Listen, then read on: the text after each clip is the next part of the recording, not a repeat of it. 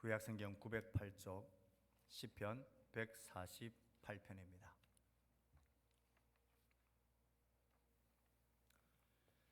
시편 148편 말씀 1절부터 14절까지 한 구절씩 교독합니다. 할렐루야, 하늘에서 여호와를 찬양하며 높은 데서 그를 찬양할지어다. 그의 모든 천사여 찬양하며 모든 군대여 그를 찬양할지어다. 해와 달아 그를 찬양하며 밝은 별들아 다 그를 찬양할지어다. 하늘의 하늘도 그를 찬양하며 하늘 위에 있는 물들도 그를 찬양할지어다. 그것들이 여호와의 이름을 찬양함은 그가 명령하심으로 지음을 받았음이로다. 그가 또 그것들을 영원히 세우시고 패하지 못할 명령을 정하셨도다. 너희 용들과 바다여 땅에서 여호와를 찬양하라.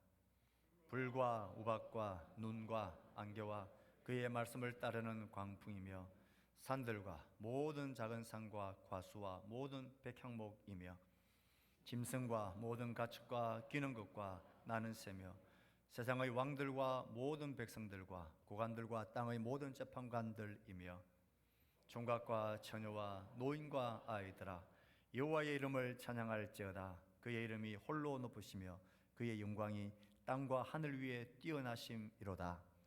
그가 그의 백성의 뿔을 높이셨으니 그는 모든 성도 곧 그를 가까이하는 백성 이스라엘 자손의 찬양받을 이시로다. 할렐루야, 아멘. 이번 주간은 여름철, 이제 절정기 휴가의 피크철입니다. 여러분 나름대로 휴가 계획을 가지고 계십니까? 벌써 다녀오신 분들도 계십니까? 바라기는 우리의 삶에 하나님이 평강 주시기를 축복합니다. 우리 삶이 너무 공고하고 너무 힘겨워서 쉬지 못하고 너무 고단하지 않는 그런 삶 될 수 있기를 진심으로 바랍니다. 이런 휴가철 아이들의 손을 잡고 이렇게 가까운 산으로, 들로, 바다로, 강과 계곡으로 꼭 가십시오. 가셔서 자연을 만끽하십시오. 시원한 물에 발도 담그시고 저 넓은 바다에 몸도 담그시고 하늘을 보고 별들을 보며 야, 하나님 만드신 자연 속에 쉼과 회복이 누려지는 복이 여러분 가운데 있기를 진심으로 바랍니다. 우리 모든 성도들이 그런 평강이 우리 가운데 넘쳤으면 좋겠습니다. 그곳에서 하나님의 손길이 누려지는 그런 복이 있기를 바랍니다. 우린 지금 시편의 할렐루야 시편이라 불리는 146편부터 150편 마지막까지 한 편씩 살피고 있는 중에 있습니다. 오늘 148편의 이 말씀도 주제가 뚜렷합니다. 여호와를 찬양하라 하는 것입니다. 할렐루야로 시작해서 할렐루야로 마치고 있죠. 1절부터 6절까지는 분명히 하늘에서 하나님을 찬양하라, 하늘에 있는 것들을 다 소환합니다. 그리고 하나님을 찬양해야 될 이유를 말하죠. 7절부터 14절까지는 이제는 시선이 땅으로 내려옵니다. 땅에서 보고 느낄 수 있는 것, 땅에 같이 살고 있고 땅에 기는 것들, 땅과 관련된 모든 것들을 하나씩 하나씩 다 소환을 합니다. 그리고 너희들은 하나님을 땅에서 찬양하라 그럽니다. 그리고 찬양해야 될 이유를 13절 하반절과 14절에서 하나씩 그 이유를 분명히 밝히고 할렐루야로 끝맺고 있습니다. 하늘의 찬양, 땅의 찬양, 우리의 찬양이 어떤 이유에서 올려져야 할까요? 1절은 할렐루야, 하늘에서 여호와를 찬양하며 높은 데서 그를 찬양하라. 하늘의 찬양을 선포합니다. 그리고는 하늘에 있는 것들을 하나씩 소환합니다. 모든 천사, 모든 하늘의 군대, 해와 달, 그리고 밝은 별들, 하늘의 하늘, 하늘 위에 있는 물들도 그를 찬양하라. 모든 시작이 찬양하라, 여호와를 찬양하라로 시작되어지고 있습니다. 이런 것입니다. 하나님을 찬양하라 모든 천사여, 하나님을 찬양하라 모든 하늘의 군대여, 하나님을 찬양하라 해와 달아 밝은 별들아, 하늘을 찬양하라 하늘의 하늘들아, 하나님을 찬양하라 하늘의 물들아, 하나님을 찬양하라. 10번에 걸쳐서 하나님을 찬양하라고 그렇게 하늘에 있는 것들을 소환합니다. 왜 이렇게 하나씩 하나씩 소환해서 하나님을 찬양하라고 명령하고 노래하는 걸까요? 당대에 하늘에 있는 천사들은 경배의 대상이었습니다. 그 천사의 하늘의 군대들은 영광의 대상이었습니다. 하늘에 빛나는 태양, 달과 별들, 그 무서운 하늘을 땅에 있는 존재들은 찬양하고 경배하고 신처럼 섬겼던 대상들입니다. 찬양을 받고 경배를 받고 신처럼 높임을 받던 그 하나하나를 불러서, 아니야, 너희들은 높임받을 대상이 아니라, 너희들은 찬양받을 대상이 아니라 너희들은 하나님을 찬양해야 될 그런 존재들이야.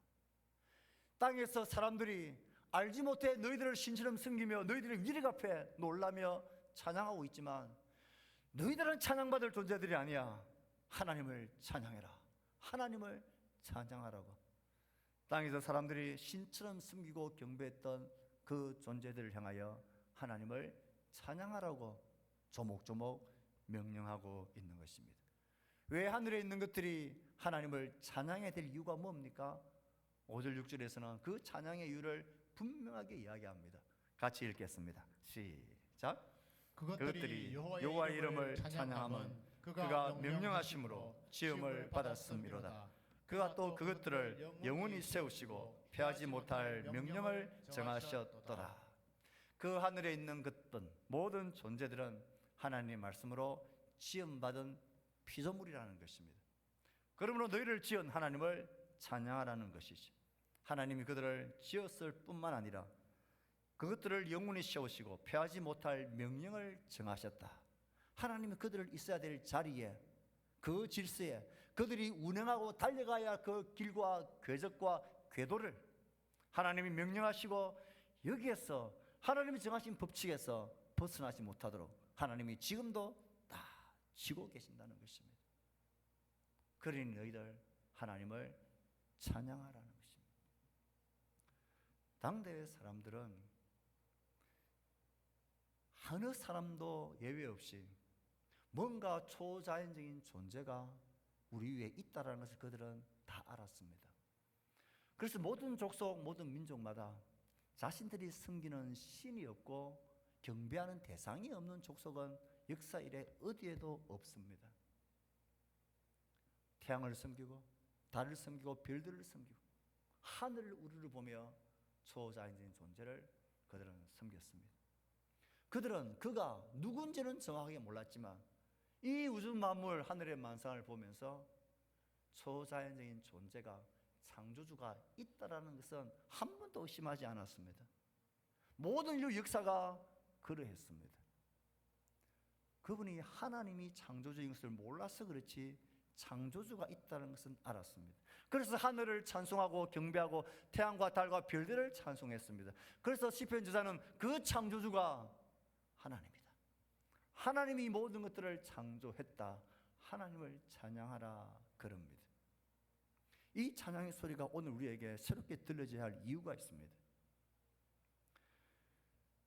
인류의 긴 역사 가운데 창조주가 없다라고 생각한 적은 정말 이 근대의 짧은 역사의 시작입니다. 이성이 발달하고 과학기술이 발달하면서 이 존재하는 모든 것은 어떤 창조주가 있어서 창조한 게 아니라 우연히 되어졌다라는 것이 근대에 들어온 과학적 사상입니다.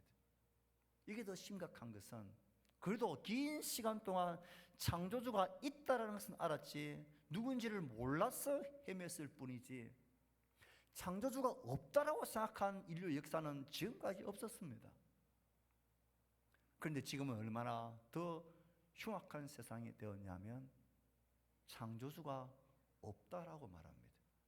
아니, 더 정확하게 말하면 우연이라는 창조주가 이 모든 것들을 존재케 했다. 창조주 자체를 지워버리는 시도를 하고 있습니다. 진화론의 가설은 우연히 많은 시간과 조건과 환경이 우연히 맞아들어져서 이 우주가 존재했다. 이 우주의 창조주를 우연이라고 말합니다. 우리들은 이 우주의 창조주를 하나님이라 고백합니다. 사실 저는 수학에 대한 머리가 별로 좋지 않습니다. 그러니 자연이, 물리니, 과학이니 별 흥미를 느끼질 못했습니다. 그럼에도 귀에 쏙 들어오는 물리의 법칙들은 지금도 기억합니다. 이 세상에 존재하는 모든 물질들은 에너지를 가지고 존재하는데 이 우주에 존재하는 모든 물질의 존재 법칙이 있다 그랬습니다.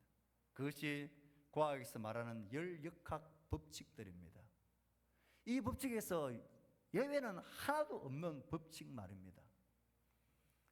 다른 건 기억이 나지 않는데 첫 번째, 두 번째 열역학 법칙은 지금도 생생하게 기억이 납니다.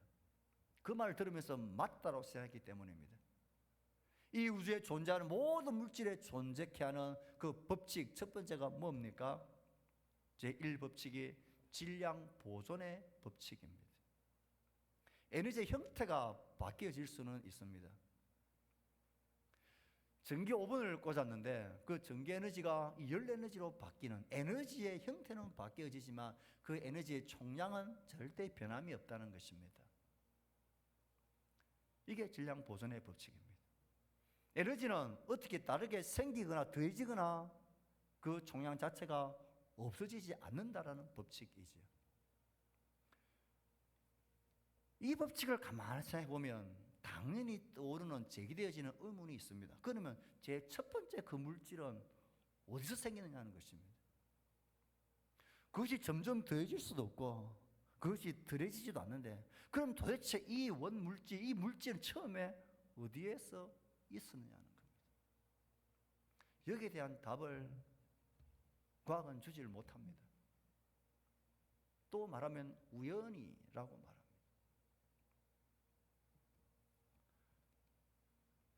도대체 성경에서 말하는 무에서 유를 창조하신 하나님의 창조가 아니면 도대체 이 존재를 어떻게 설명을 해야 합니까? 더하지도 덜해지지도 않는 이 법칙을 도대체 어디서 시작되어진 것입니까? 두 번째 법칙이 뭡니까? 조금 어려운 단어가 나옵니다. 두 번째 법칙은 엔트로피의 법칙. 이걸 좀 풀어서 설명하면 무질서 증가의 법칙입니다.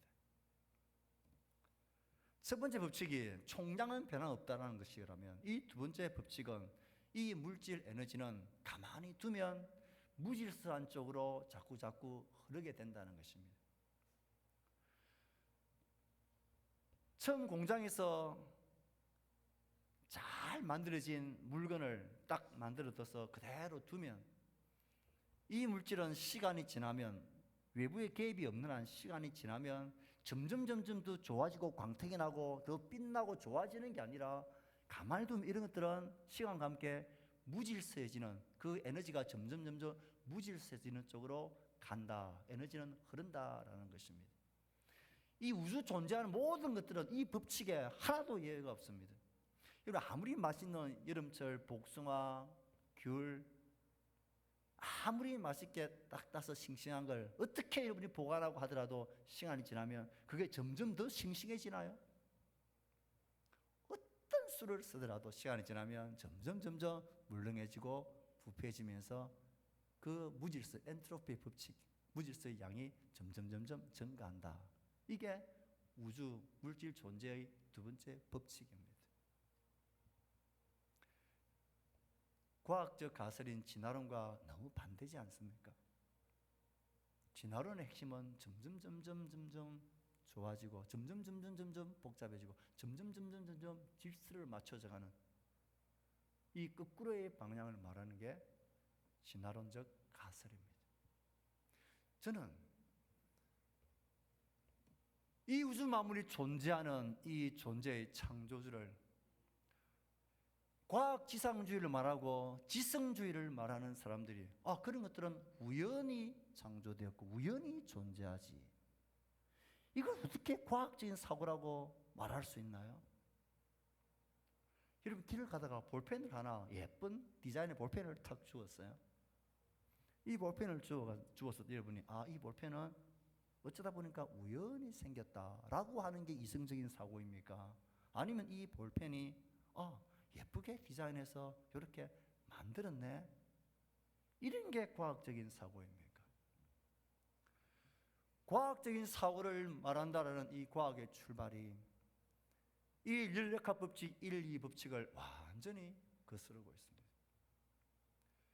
모든 창조물이 보기에 처음에 제일 좋았다라고 말하는 이런 가르침은 어디에도 없습니다. 오로지 성경밖에 없습니다. 하나님이 천지를 창조하시고 난 이후에 보기에 좋았더라, 심히 좋았더라, 이 좋았던 것이 점점 부패하고 죄로 인해서 멸망당하고 파괴되어져 가는 것,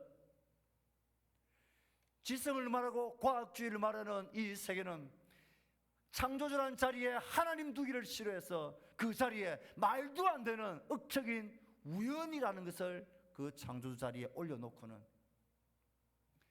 창조주 하나님을 노래하고 찬양하는 것을 비과학적이라고, 비논리적이라고, 비이성적이고 비지성적이라고 매도를 하고 있습니다.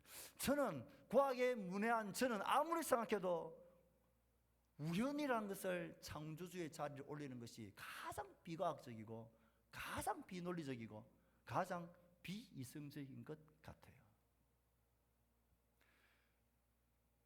이 여름철 여러분 휴가철에 여건이 되고 상황이 되면 들로 산으로 아름다운 자연 속으로 뜨는 일출을 바라보며 감격하고 그게 못지않게 지는 노을을 바라보면서 우리가 얼마나 감동합니까? 여러분 혹시 모르시겠지만 이 남해 고속도로를 쭉 달리면 부산으로 나가시다가 아니면 저 김해 쪽으로 가는 북부산으로 가는 그 도로를 가시다가 해질녘쯤에 그 김해 평야의 하늘의 노을을 한번 가만히 보십시오. 김해 평야가 제법 넓습니다. 그 구름과 함께 노을이 팍 펼쳐지면 그 모습이 장관입니다. 우주와 자연의 아름다운 모습을 보면 우리 모두가 경탄하죠. 와, 그러죠. 도대체 이것을 창조한 것이 우연이라면 그 경탄과 감격은 누구를 향한 것이고 그 경탄과 감탄은 도대체 이 본능은 누구를 향한 감탄이고 누구를 향한 찬양일 수 있겠습니까? 100번 1000번을 양보해도 하늘의 이 놀라운 찬양거리들을 바라볼 때에 어떻게 그것이 우연히 창조되어졌다고 우연히 존재했다고 말하며 이 찬양을 묵살하려고 하는 이 시도를 우리는 단연코 거절해야 합니다. 그래서 시편 기자는 하늘에 있는 모든 만상들을 하나씩 하나씩 불러서 여호와를 찬양하라고, 하나님이 그 일을 지으셨고 하나님이 명령하신 법칙대로 지금도 운행되고 있는 너희여 하나님을 찬양하라 고백합니다. 이 여름철 여러분 숲속에서 하늘의 별들을 바라보며 뜨는 해와 지는 노을을 바라보며 하늘의 찬양이 우리의 찬양 될 수 있기를 축복합니다. 이 찬양이 행복한 하나님을 향한 우리의 찬양 되어야 할 것입니다. 이제 하늘의 찬양이 시선이 땅으로 내려옵니다. 7절부터 이제 마지막 14절까지는 땅에서의 찬양을 이야기합니다. 똑같은 패턴으로 되어져 있습니다. 땅에서 여호와를 찬양하라며 땅에서 보고 경험하고 느낄 수 있는 존재들을 다 부릅니다. 용들, 그 당시에 신비하고 초자연적인 그 힘있는 짐승을 대표로 부릅니다. 혼돈과 무질서의 두려운 대상이었던 바다를 부릅니다. 땅에서 여호와를 찬양해라. 불과 우박과 눈과 안개와 광풍과 산들과 모든 작은 산들, 언덕들을 부릅니다. 과수와 나무의 왕이라 할 수 있는 백향목을 부릅니다. 땅에 뿌리를 받고 자라는 모든 나무들, 가축들을 부릅니다. 짐승과 모든 가축과 기는 것까지, 그리고 땅 위를 나는 새들까지, 그리고 이 땅 위에서 권세를 부리는 왕들과 모든 백성들과 고관들, 모든 재판관들, 권세가 없지만 이 땅에서 발을 딛고 사는 총각과 처녀와 노인과 아이들아, 땅에 존재하는 땅 위에 사는 모든 것들아 여호와를 찬양하라. 하늘에 있는 만상들을 하나씩 하나씩 불러서 하늘의 찬양을 명하듯이 땅에서 보고 느끼고 발 딛고 있는 모든 것들을 향하여, 존재하는 것들을 향하여 땅에서 땅 위의 찬양을 하나님께 돌리라 노래합니다. 왜 이렇게 찬양해라고? 그 이유가 무엇입니까? 13절 14절에서는 이 땅의 찬양의 이유를 우리에게 말해줍니다. 13절 읽어봅시다. 시작. 여호와 이름을 찬양할지어다. 그 이름이 홀로 높으시며 그의 영광이 땅과 하늘 위에 뛰어나심이로다. 왜 땅에서 하나님을 찬양하라 말합니까? 하나님이 땅 위에서 홀로 높으시다는 것입니다. 사람을 두렵게 만드는 바다나 짐승의 권세를 가진 용이나 재판관이나 권세자들이나 왕이나 산들이나 높은 나무들이나 바람과 불과 안개와 번개나 이 모든 것들이 우리를 두렵게 하고 높은 것을 가진 것 같아 보이지만 아니라는 것입니다. 하늘에 있는 것들이 찬양을 받지만 그 하늘에 있는 것들이 전부 다 하나님의 피조물이라고 밝히는 것처럼 이 땅에 있는 모든 존재들, 하나님의 높으심과 어느 것도 비길 수 없고 하나님이 홀로 높은 권세를 가지신 분이다. 그래서 하나님을 찬양하라 그럽니다. 우리가 땅을 밟고 저 하늘을, 밤의 별들, 우주를 바라볼 때에 하나님의 높으심을 우리는 감히 헤아릴 수가 있습니다. 이 하늘 우주의 별들이 얼마나 많이 있을까요? 어떤 과학자는 그렇게 비교해서 설명합니다. 지구상에 있는 모든 바다의 모래알, 그 모래들을 다 모은 수보다 이 광활한 우주에 있는 별들의 수가 더 많을 거다라고 이야기합니다. 이 우주가 얼마나 광활하고 큽니까? 과학자들은 추정을 합니다. 우리가 이 장유 땅에, 이 작은 땅에 살고 내 한 사람, 이 지구라는 작은 별에 삽니다. 지구는 태양계에서 정말 조그만 행성입니다. 태양은 우리 은하의 1000억 개의 별 중에 하나일 뿐입니다. 이 우리 은하도 우주 공간에 있는 1000억 개의 은하 속에 하나일 뿐입니다. 빅뱅 이론의 가설에 따르면 우주의 반지름은 약 400억 광년이라고 추정을 합니다. 현대 과학 기술로 추정하고 이렇게 측량할 수 있는 우주의 지름이 약 130억 광년의 크기라고 말합니다. 이건 상상이 안 되는 거죠. 우리가 땅에서 발을 받고 하늘을 바라볼 때에 우리 하나님이 그 광활한 우주를 말씀으로 그의 권능으로 창조하셨습니다. 이 땅에서 하나님보다 홀로 높으신 분이 어디에 있습니까? 더 감격스럽고 이 땅과 하늘의 찬양이, 하나님을 향한 찬양이 마땅하고 감격스러운 것은 마지막 14절에 있는 찬양의 이유 때문에 그렇습니다. 아마 시편 저자는 가장 감동하며 이 14절 마지막에 하늘의 찬양, 땅의 찬양이 우리의 찬양, 성도의 찬양이 되어야 할 이유를 마지막 14절에서 이렇게 기록합니다. 14절 말씀을 읽습니다. 시작. 그가 그의 백성의 뿔을 높이셨으니 그는 모든 성도 곧 그를 가까이하는 백성 이스라엘 자손의 찬양받을 이시로다. 할렐루야. 그가 그의 백성의 뿔을 높이시다. 뿔을 높인다라는 것은 뿔은 짐승의 힘과 능력, 권세를 상징합니다. 백성의 뿔을 높이시다라는 것은 그의 백성이 지금 기가 팍 꺾여 있는 것입니다. 어려움과 내가 감당할 수 없는 대적들의 공격과 사건과 사고와 병과 스스로의 연약함과 실패 때문에 지금 기가 팍 꺾여 있습니다. 그런 그를 하나님은 뿔을 높이셨듯이 그를 강하게 하고 다시 세우시고 다시 힘있게 승리케 하는 자리에 세워주신다라는 것입니다. 우리 이 말씀을 그냥 보면 별로 실감이 안 됩니다. 여러분들이 알고 있는 지인들 속에 가장 높은 권세를 가진 사람이 누구입니까? 제가 지난주에 제가 아는 사람 중에 가장 높은 권세가 누구라 그랬죠? 별 하나를 단 장군입니다.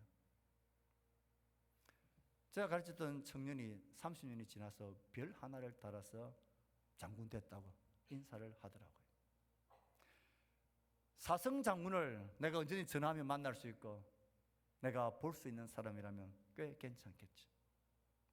그런데 여기서 말하는 우리의 뿔을 높이시는 하나님은 도대체 어떤 분입니까? 우주에 뛰어나신 우주의 창조자인, 지금도 그의 손아래 우주의 질서를 지고 계시는 하나님이십니다. 그 하나님이 우리를 아시고 우리의 꺾인 뿔을 불쌍히 여기시고, 그리고 그 꺾인 불을 가지고 상한 마음을 가지고 하나님께 가까이 할 때에 넌 안 돼. 어떻게 너 같은 애가 나한테 가까이 할 수 있니? 안 되라고 이렇게 밀지 않으시고 자기를 가까이 하는 성도, 자기를 가까이 하는 백성을 그분은 높여주십니다. 이 사실이 얼마나 감동적인지 모릅니다. 우리가 하나님을 가까이 할 수밖에 없는 상황은 언제나 힘겨운 상황입니다. 우리 삶의 고통과 어려움과 실패와 아픔의 문제가 생기면 만사를 제껴놓고 우리 하나님께 달려갑니다. 그때 하나님의 말씀을 간절히 읽게 됩니다. 잠자리를 치우고 일어나서 하나님께 나와 기도하며 그를 가까이 찾게 됩니다. 그런데 놀라운 것은 우리가 그렇게 하나님을 가까이 찾아오면 하나님은 귀찮아하지 않으시고 그 높고 높으시고 위대하신 창조주 하나님이 그 높은 곳에서 우리를 가만히 보시고 주목하십니다. 귀를 기울이시며 나의 신음과 간구와 주를 향한 이 갈망의 마음을 찾아온 우리를 하나님 안아주시고 품어주시고 우리의 끄끄신 뿔을 다시 세워주시고 일으켜주시는 하나님이시라는 사실입니다. 높으신 하나님이, 위대하신 하나님이 우리를 가까이 하십니다. 저는 이 말씀을 생각할 때마다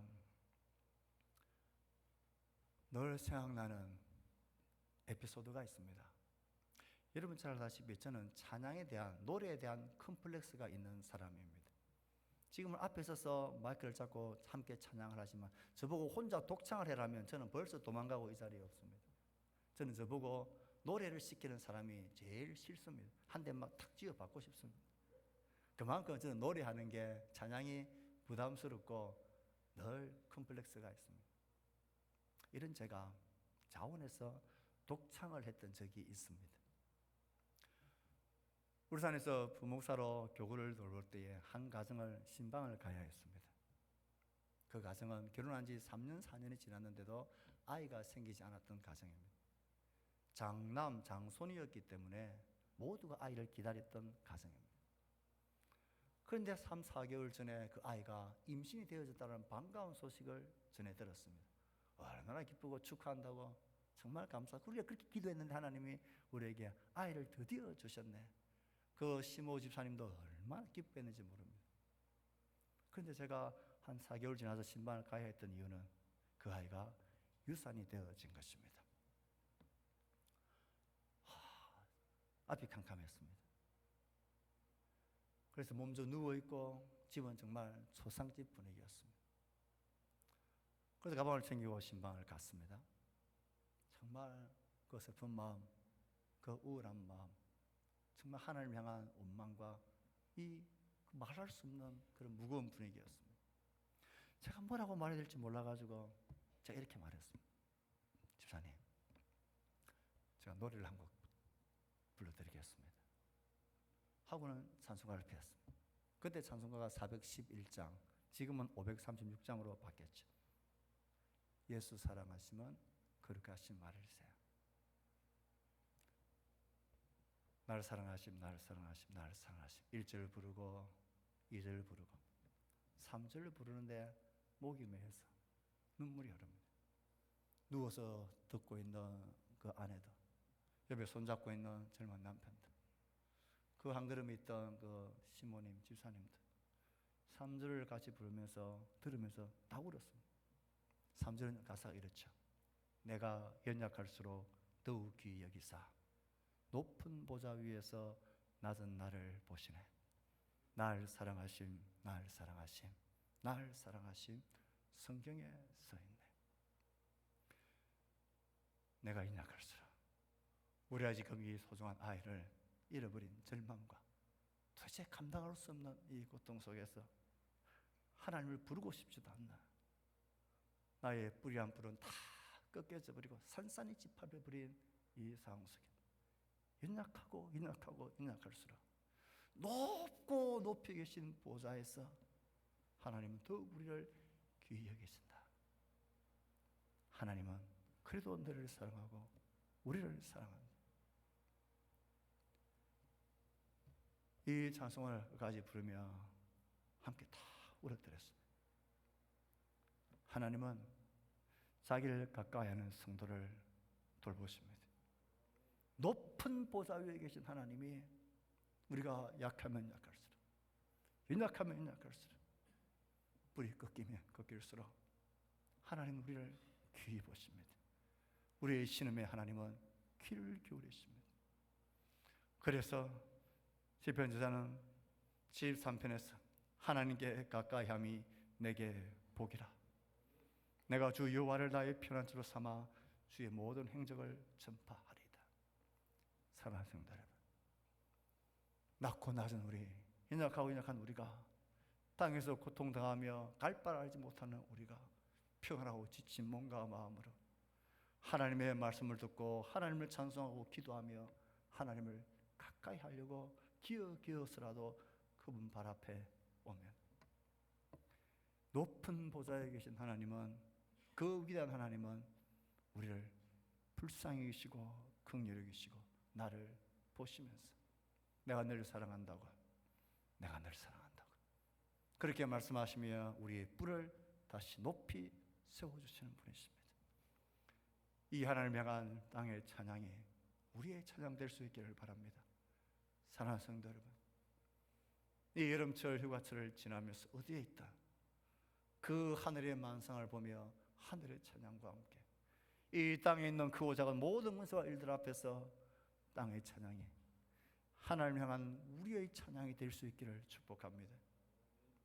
야고보 사도는 우리에게 이렇게 마지막으로 권면합니다. 하나님을 가까이 하라. 그리하면 너희를 가까이 하시리라. 그 높으신 하나님이 우리를 가까이 하십니다. 이 하나님을 어떻게 찬양하지 않을 수 있습니까? 이 하나님을 어떻게 찾지 않을 수 있습니까? 이 위대한 하나님을 향한 하늘의 찬양, 땅의 찬양, 우리의 찬양이 가득한 이 한 주간 되기를 주의 말씀으로 축복합니다. 주신 말씀을 생각하며 우리 응답하는 찬양